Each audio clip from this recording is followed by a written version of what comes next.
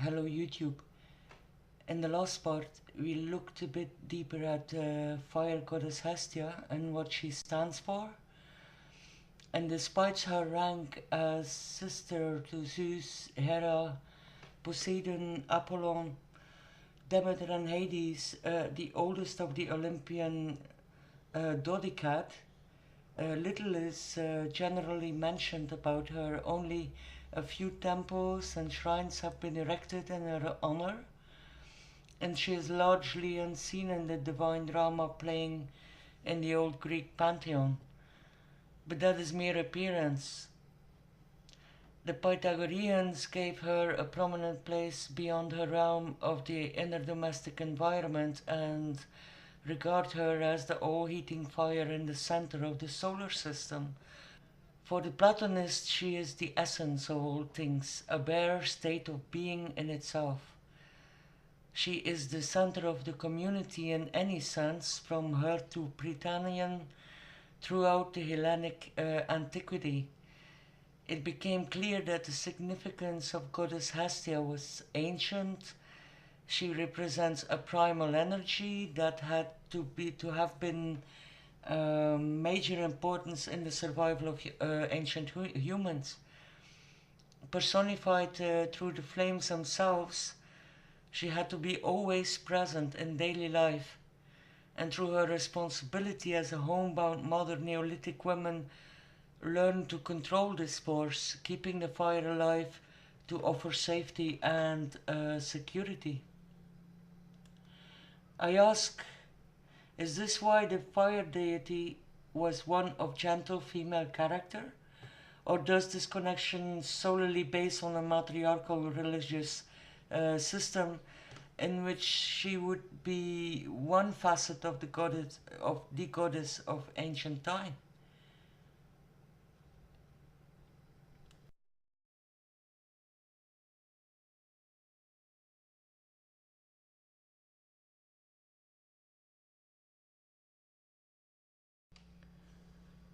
The Romans identified this Greek goddess as Vesta.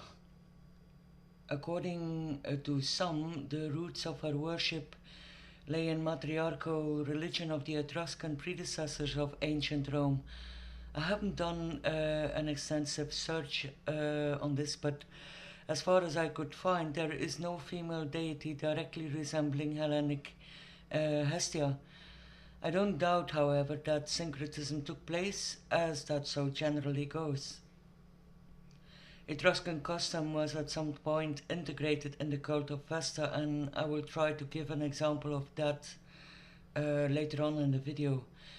In a future episode, I have to address the Etruscans since the swastika is very prominent in their culture, especially as part of their funeral rites.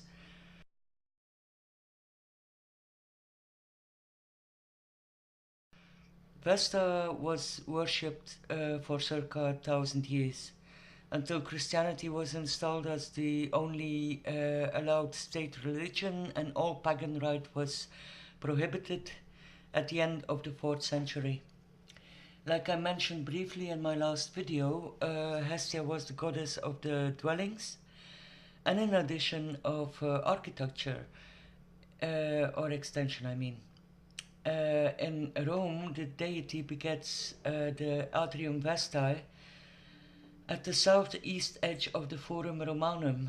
Her round shape, sanctuary, and the complex of Vestal Virgins were two of the oldest buildings in the center of the ancient city of Rome. And this central placement of the temple site shows that her authority is still important to the Romans. Her sanctuary was traditionally circular building, an imitation of the early Italian round hut and symbolic of the public hearth. This fire had to be lit at all time and stood synonymous with the well-being of the city itself.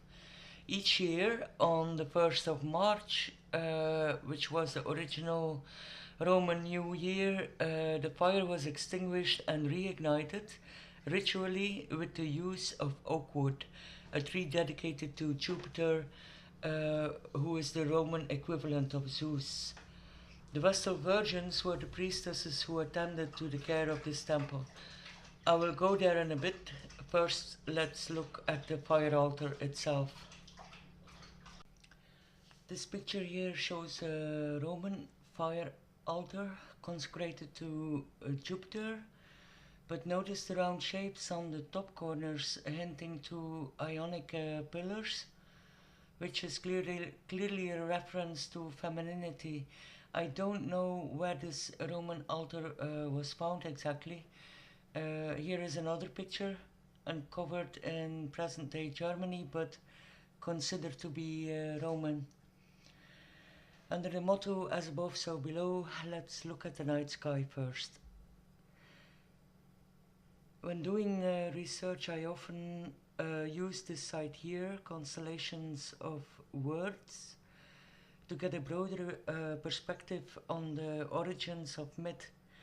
I often go there for information, and I'm grateful for the amazing amount of that is offered on this site. I can only recommend it to people interested in the mythological side of cosmology, and for any study really relating to anthropology or human history, and I mean the exo and the esoteric side of all that. I personally love the linguistic approach as well. So one of the things it offers us here is more titles assigned to the fire altar. Among them, one that caught my attention, namely Lar. The Lares were, just like Vesta, domestic deities connected to as well the Harfas to wheat. The latter again connecting to Vesta, who was the patroness of the bakers. In that regard, she is also associated with Fornax, the spirit of the bakers' ovens. Which brings us immediately to a first example of possible syncretism by Roman religion and archaic Etruscan religion, namely there was a class of Etruscan deities called the Lases, which is an archaic form of Lares. They were mainly female, although sometimes also male male deities, I mean, and these males were then the guardians of the deceased. This is a picture of a lararium, and it's from Pompeii, and dates back from the beginning of the imperial period. By then, every household had a shrine dedicated to the Lares, which was called a lararium. I find this an amazing image because it brings the snake into the game. More on that in one of the next episodes. Another deity this may refer to is Laran.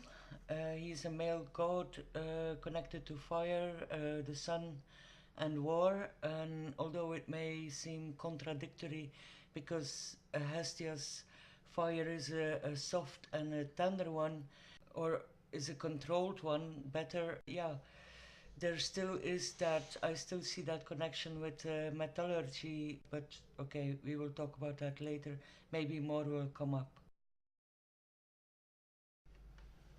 Another thing the Constellation of Words website tells us in connection with the name Vesta is a reference to a fountain, something I also mentioned in part 1 on Hestia.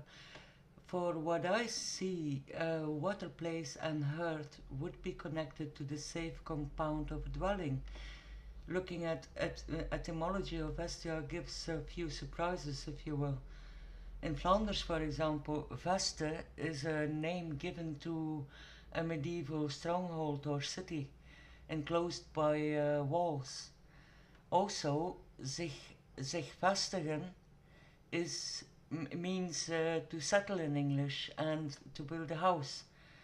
Bevestigen means to attach, what is a beautiful reference to the fixed, unmoving character of Hestia's fire. The same sense of fixation I found in some English words as well.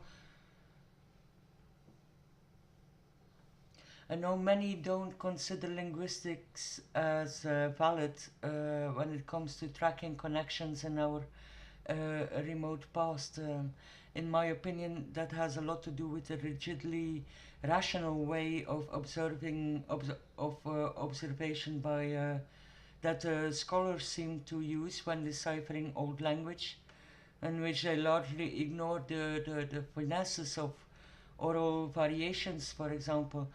The way we conceive things defines our language, but the other way around may be more true than we imagine.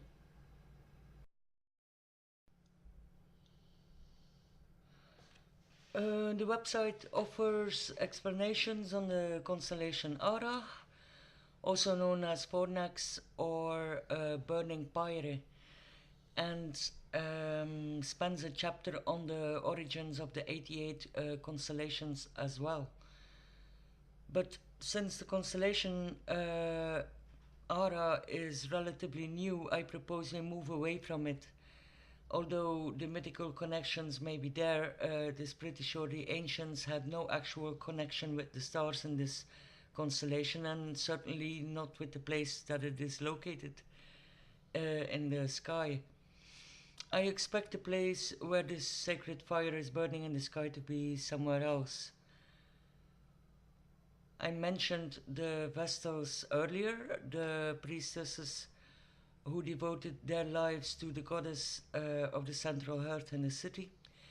Their number was 6. Each of them was chosen because of their beauty and virtue, although I suspect a rich and powerful clan may have helped to get the position. They were selected at a very young age and vowed in for a length of 30 years in which they had to serve and devote their lives to the virginal fire in the temple. They were the only ones to enter the innermost sanctuary except during the Vestalia that took place the second week of June, and only then it was open for an exclusively female public, and generally these days were considered very unlucky. Within the Atrium Vestae at the Forum Romanum, next to the temple and to the Maiden House, let's say, was the headquarters of the Pontifex Maximus, who was the main priest of Rome. The Vestals themselves also partook in the Collegium of Pontiffs. Despite the place in the power center of ancient Rome, I doubt, frankly, that their influence was of more importance than a ceremonial one. Women's voices were not considered of any importance, let alone in politics. I did find an example, namely that they had the power to grant liberty to slaves or criminals, and I wonder if there is a connection with the Sabine goddess Veronia, as adapted by the Etruscans, who was as well a goddess of fire and freedmen. There is enough documentation showing how several executions of Vestals seem to indicate, however, that the women were nothing but victims of political intrigue.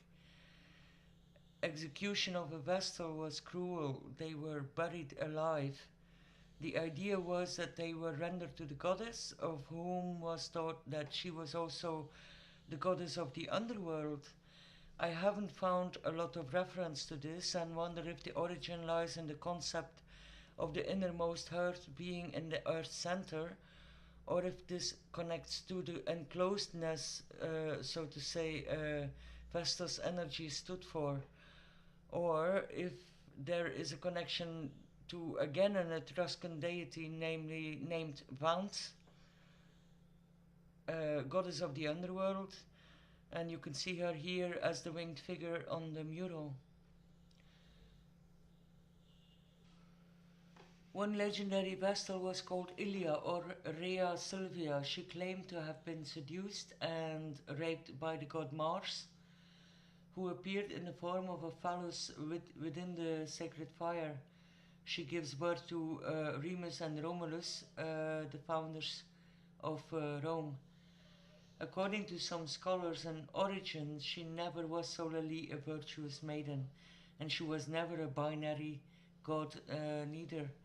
To them, this goddess, as a virgin and matrone, goddess of the underworld, of the homestead and the hearth, are all but aspects of the female nature. The for Roman architecture quite unique round form of her temples is an other example that adds to this idea. And the theory is that her origins lay far away from the Mediterranean. So I started searching for traces of an ancient goddess that has a relation to fire, and of course I found too many to even mention here.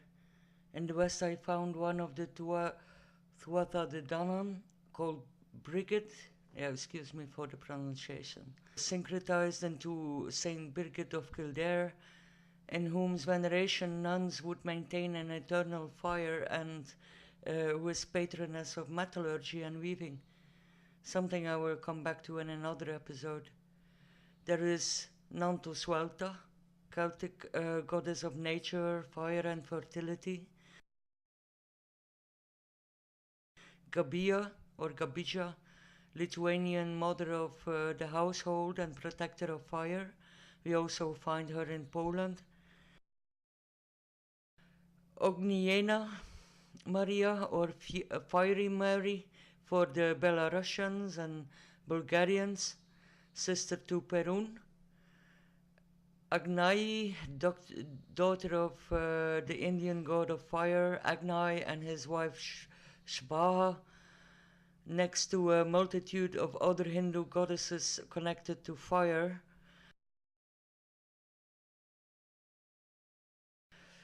Od Iyesi, Turkish and Mongolian protectress of fire.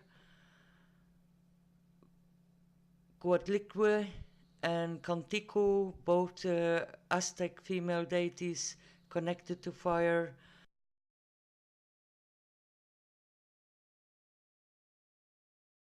Oya of the Yoruba tribes of Nigeria and brought to South America in times of slavery.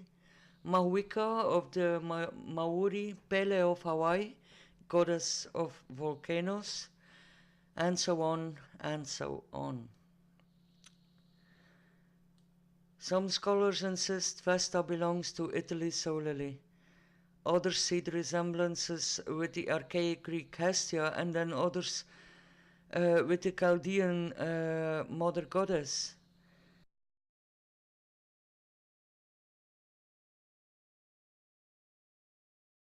I initially wanted to make a link to the early Vedic tradition and Shakti, mentioning her personifications or seven matrikas, and eventually looking a bit deeper at one of these personifications, namely Kumari. I chose her because she represents the living goddess as a virgin. This tradition is still alive today in India and Nepal. A girl is chosen from a well-off family. She is a center of devotion until she loses her first tooth, after which she becomes a normal mortal girl again. But now I feel that would detract from the fullness of what Shakti represents. Shakti stands for primordial energy that maybe should not even be personified or divided into a multitude of Devis as counterparts of masculine god images. I feel this energy should not be confined into dualistic representations. Quote, she, unquote, is not one or of three or seven or more, she is all of them together, the source, the essence and substance of creation, just as Hestia was defined by the early Greek philosophers. with a feeling of not being totally satisfied, because so much more is to be said on what this female fire stands for. I have to close off this chapter and move on to where the swastika takes me in eastern direction. I will leave you with this video I made a few years back, since the Sri Yantra, a diagram as a presentation of non-duality, is, as like I see it, fitting the essence represented by the goddess. I hope I could make this point clear enough with this video, and I will be back on track soon. Thank you for watching.